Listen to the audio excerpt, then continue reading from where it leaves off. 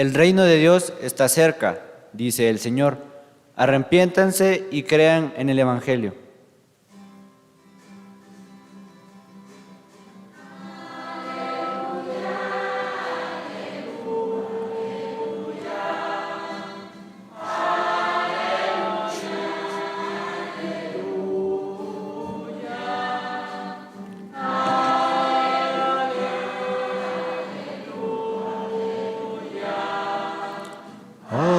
Aleluya, aleluya.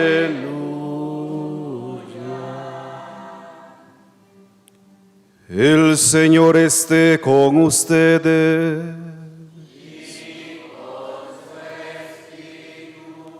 Proclamación del Santo Evangelio según San Mateo.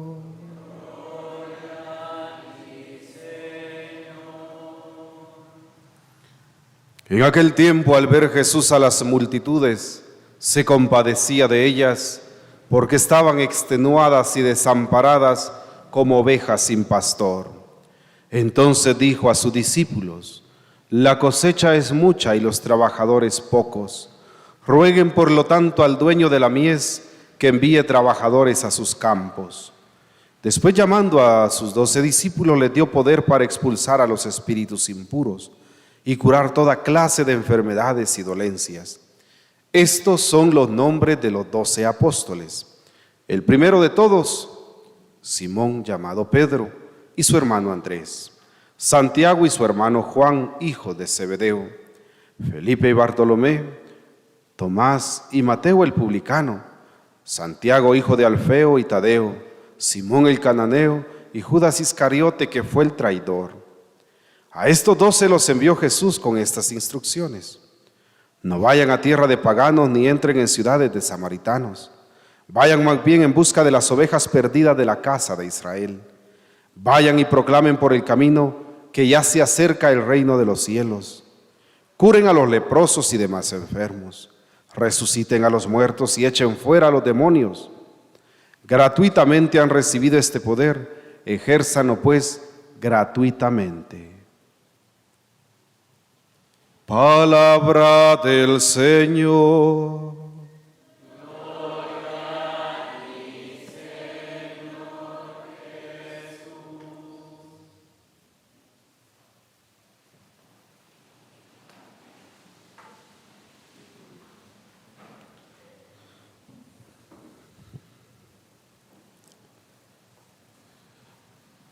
En toda vocación, en toda llamada, recordamos que la palabra vocación significa eso, ¿no? Llamada, viene del latín vocare. Y en toda llamada están estos elementos: ¿quién llama? ¿Quién responde? ¿Y para qué lo llaman? Es Dios el que llama, pero no nos llama a unos cuantos nada más. Nos llama a todos. Somos nosotros los que tenemos la libertad de responder o no a la llamada de Dios. Y luego, ¿para qué nos llama? Nos llama para la misión que es construir su reino. Hoy encontramos este pasaje en donde se relata el nombre de los 12 apóstoles llamados por Jesús. Jesús ve a una muchedumbre necesitada y para dar respuesta a aquellas necesidades forma aquella comunidad apostólica. Es Jesús quien nos llama. Estos 12 responden libre y generosamente sí, y los llama para esto. Les dice: pues anuncien que el reino de Dios ya está cerca. Curen a los leprosos y demás enfermos, resuciten a los muertos, es decir, ayuden a la humanidad en su sufrimiento. La vocación de la iglesia. Todos somos llamados. Muchas veces cuando se habla de vocación, todavía hay quien piensa que vocación solo tenemos los sacerdotes y las monjitas. No, todos tenemos vocación. Todos En primer lugar, hablamos de dos vocaciones generales. La primera vocación, la primera llamada es la llamada a la vida. La segunda llamada que recibimos todos es a la vida de fe, a la vida cristiana. Y sobre estas dos vocaciones generales, la vida y la vida cristiana, pues se construyen las otras vocaciones particulares, ¿va? Dos vocaciones generales y luego vienen las vocaciones particulares, en donde nos planteamos, ¿qué quiero ser yo en la vida? ¿A qué me llama Dios?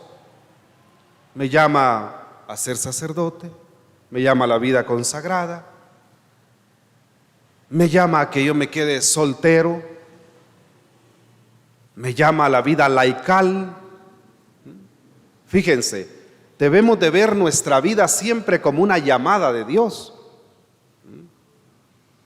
Sí, los sacerdotes, sentirnos llamados por Dios, pero también ustedes, los matrimonios. El matrimonio es una vocación, es una llamada de Dios. Y para que de ese estado de vida se le sirva también a Él en la construcción de su reino. Fíjense, llama Jesús a ¿cuántos? ¿Cuántos son los apóstoles? 12. ¿Cuántas eran las tribus de la totalidad del pueblo de Israel? 12. Es decir, que aquí se está hablando de un nuevo pueblo, el pueblo cristiano, el nuevo pueblo de Dios, pero Dios llama a todos a su pueblo, llama a todo el pueblo a su misión.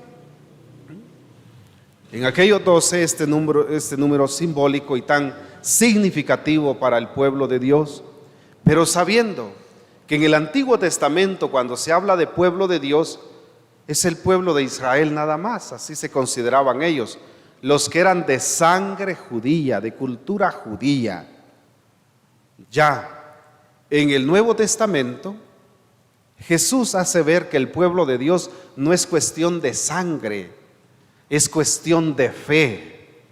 Y el pueblo de Dios será el pueblo que crea en Dios, no importando la cultura, no importando la nacionalidad. A todos nos llama Dios. Todos en la vida hemos sido llamados por Dios. Entonces, por favor, cuando escuchen el término vocación, no solo piensen en los sacerdotes y en las monjitas. Bueno, y aparece aquí esta frase que se usa mucho en las jornadas vocacionales. La cosecha es mucha, los trabajadores pocos. Rueguen al dueño de la mies que envíe trabajadores a sus campos. Pues bien, se usa esta expresión bíblica como un lema de las jornadas vocacionales, pero les repito, a ser trabajadores de esta viña estamos todos los bautizados, todos los que tenemos fe. ¿Sí? Todos podemos ejercer un servicio dentro del pueblo de Dios. Todos podemos ofrendar nuestra vida a Dios de distintas maneras. Y hablo de ofrendar la vida porque miren, para muchos se les hace más fácil enviar el dinero, pero no venir ellos. No es esa la ofrenda que Dios espera. Algunos dicen, mire, yo apoyo a la iglesia, ahí le van 10 quetzales. Sí, ahí le va este dinero. Pero fíjense que ellos no se comprometen en algo.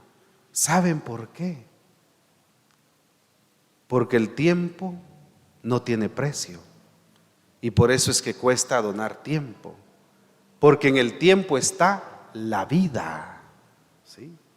La vida está en el tiempo.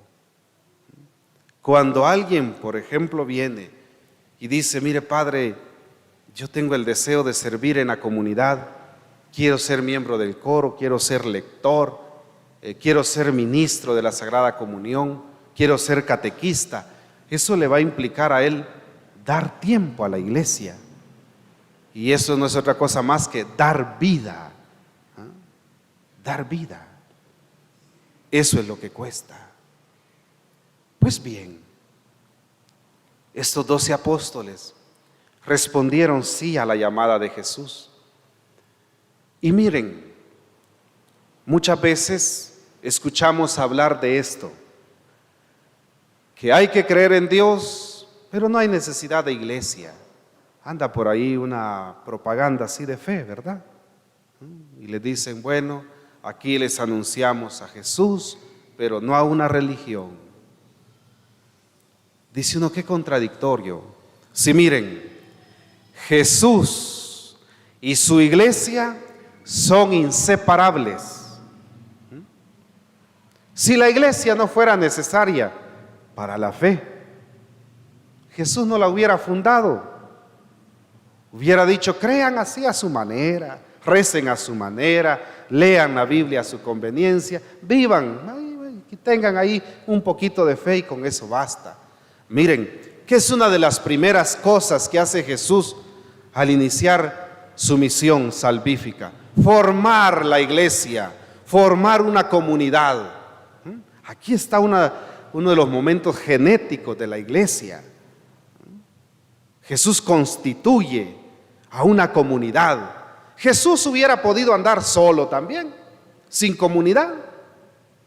Le hubiera ido quizás más fácil, porque muchas veces él tenía que dedicar tiempo a explicarles a estos. Es que ¿saben qué? Los que hablan de una fe así,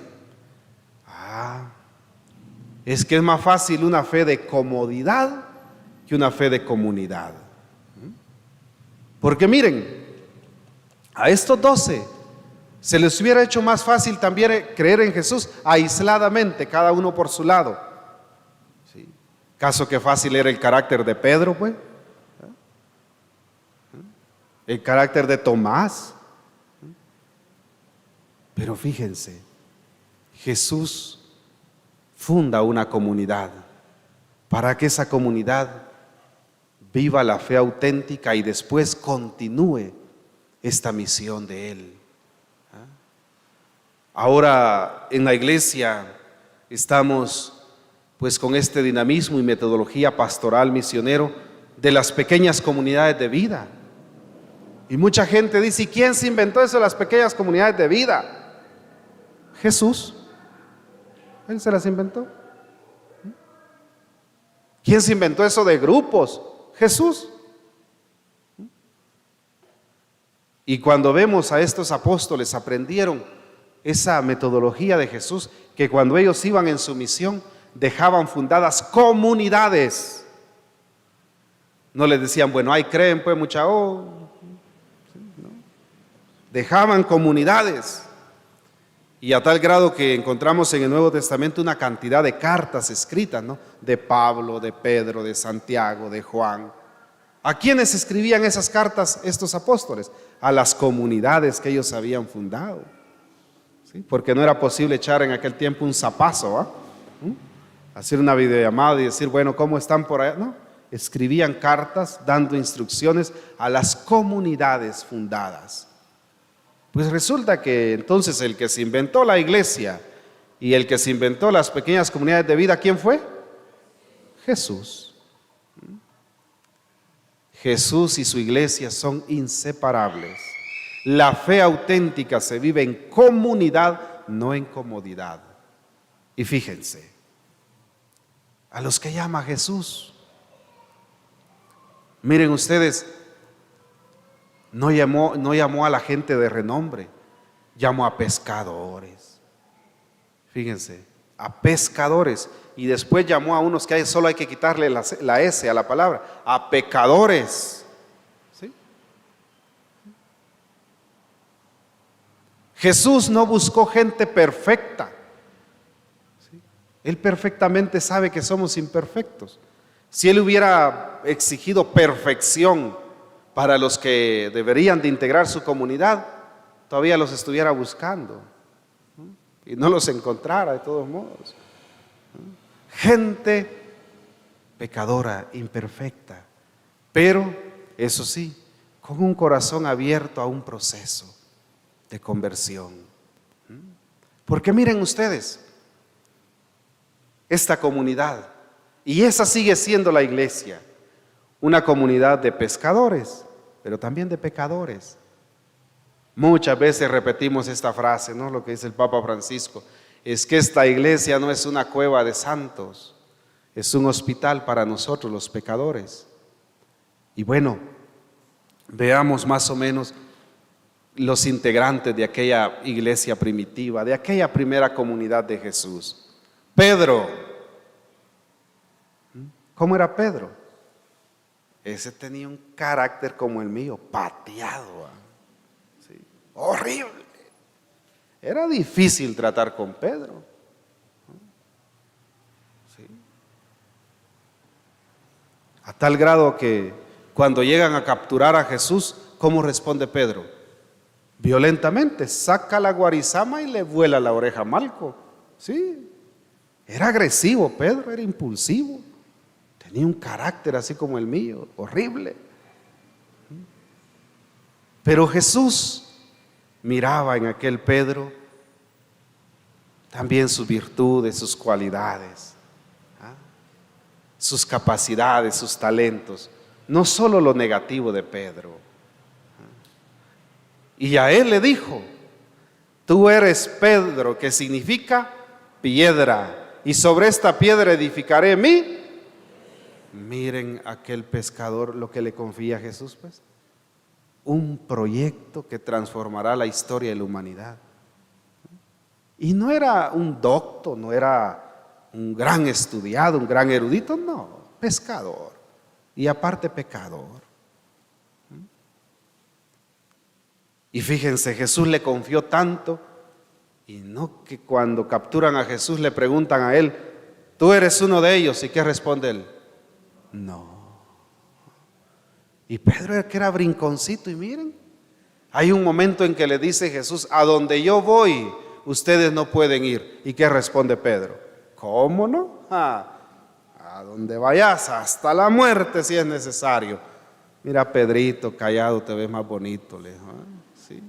Antes de que cante el gallo, me habrás negado 3 veces. Y por eso cuando Jesús resucita, el Evangelio de San Juan, capítulo 21, relata que Jesús se encuentra con Pedro, se le queda viendo a Pedro y le dice: Pedro, ¿me amas? Y Pedro: sí, Señor. Pero el pobre, sabiendo que lo había negado, lo había traicionado: apacienta mis ovejas. 3 veces lo había negado Jesús, y 3 veces le pregunta a Jesús sobre si lo ama, para reparar el error que había cometido. Jesús le da otra oportunidad. Y fíjense, Pedro aprende de tal manera que es capaz después de dar hasta la vida por Jesús. También murió crucificado, ¿no? Pero en ese confió Jesús, ¿sí? Y a él le confió la iglesia. Pedro con sus defectos, pero en un proceso de transformación. Tomás. Este Tomás era negativo, el hombrecito. De aquellos, ¿verdad?, que hay también en la comunidad, ¿no? Hagamos tal cosa, ¿qué dicen? No, eso no. Y si hacemos tal, si la gente no quiere nada, hombre. Miren que no sé qué, no, hombre, no, ahí dejemos. ¿Para qué andar con tantas cosas si la gente de todos modos hoy no quiere nada ya, ni saber de Dios quiere? Ese era Tomás. Mirá, le dicen, que resucitó Jesús. ¿Qué? Mientras yo no coloque mi dedo ahí en las llagas, y no voy a creer, a mí no me vengan con cosas. Pero después, cuando lo ve y ve que es cierto: Señor mío y Dios mío. Y así hay Tomasitos en la iglesia, que cuando salen bien las cosas, ya ven que les dije, si es que esto así quería, dicen. Sí, hay Pedritos, hay Tomasitos, hay Juanitos. Miren, Juan, el más joven, que fue el único que acompañó a Jesús hasta el pie de la cruz. Leal. Tantos Juanitos en la iglesia, ¿no? De esa gente con la que cuenta Dios, con los que a pesar de las dificultades ahí están, con los que están hasta las últimas consecuencias. Esos Juanitos que si les dicen: mira, pasa al frente, pasan. Si les dicen: mira, hoy te toca hacer limpieza, hacen limpieza. Esos Juanitos, ¿no? Y hay otro por ahí, Judas, pero de ese no hablemos mejor, porque De esos no hay aquí en Jalapa. ¿Y para qué vamos a hablar? Bueno, pues esa era la comunidad. Esa es la iglesia. Esa es la iglesia. Es santa porque su fundador es santo y porque la conduce el Espíritu Santo, a pesar de todo. Y es pecadora porque Dios hubiera podido bajar ángeles para que se encargaran de esta misión, pero nos llama a nosotros. Entonces, queridos hermanos, nosotros, así como somos, con nuestras virtudes y nuestros defectos, con nuestra entrega y tristemente nuestra mediocridad, así nos quiere el Señor, así nos ama y así nos llama. Por lo tanto, estamos invitados y convocados a lo que hoy el Evangelio dice. Esta es una convocatoria para todos, no para unos cuantos, para que todos nos comprometamos en la construcción del reino de Dios. Y bueno, Jesús forma aquella comunidad para que dé respuesta a esta realidad. Dice que Jesús vio aquella muchedumbre que andaban como ovejas sin pastor. ¿Sí? Bueno, hermanos del Carmen, esta es la llamada que Jesús sigue haciendo ante una realidad jalapaneca que es similar a la que encontró Jesús en aquel tiempo. ¿Cuántos hermanos también en esta ciudad andan como ovejas sin pastor? Hay necesidad de que comuniquemos la vida, el sentido de la vida, de que nosotros también curemos muchos males. Necesitamos comprometernos en este proyecto salvífico. Miren, ustedes seguramente conocen, y no seamos indiferentes, la mirada de Jesús de hoy en el Evangelio, que es otra reflexión que hicimos en la mañana. Veamos también qué hacemos. Muchos andan como ovejas sin pastor, víctimas del sinsentido de la vida, víctimas de la drogadicción.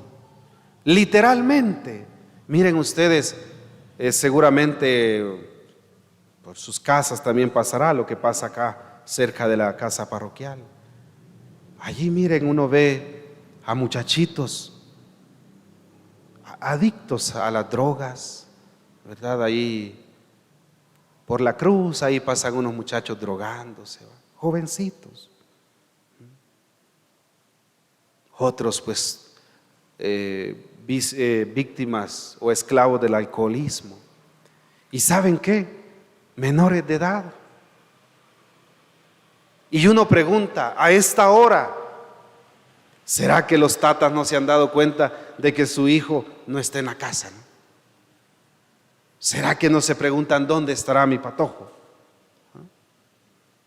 Andan como ovejas sin pastor los pobres patojos. No es posible que los papás se duerman tranquilos sin su hijo en la casa, porque en realidad es la pregunta que uno se hace. ¿No se preguntarán los padres o no tendrán papás? Son muchachos que andan como ovejas sin pastor. Vieran cómo parte el corazón cuando uno habla con muchachos y le dicen a uno: padre, ayúdeme, yo quiero salir de esto. ¿Qué te pasa? Estoy hundido en las drogas, padre. Mira, y hace mucho que estás con esto, para ver si puedes solo así o se te busca una ayuda profesional. No, padre, ya llevo un buen tiempo. ¿Y qué droga consumir? De todo, sí. Pero para eso se requiere dinero, mi hijo. Sí, es que yo robo, padre. ¿Y cuántos años tenés? 16. ¿Sí? Como ovejas sin pastor. ¿No se imaginan ustedes la cantidad de gente con pensamiento suicida? Sufren como ovejas sin pastor. Es grande la misión que tenemos. La Eucaristía también le llamamos misa. ¿Y qué significa la palabra misa? Misión. Los que venimos a misa también estamos en misión. ¿Y cuál es la misión? Construir el reino de Dios, aliviar los males. Por lo tanto, queridos hermanos, todos somos llamados por Dios, podemos responder libremente y la misión que nos espera es grande. La mies, el trabajo es mucho y los trabajadores seguimos siendo pocos. Gloria al Padre, al Hijo y al Espíritu Santo.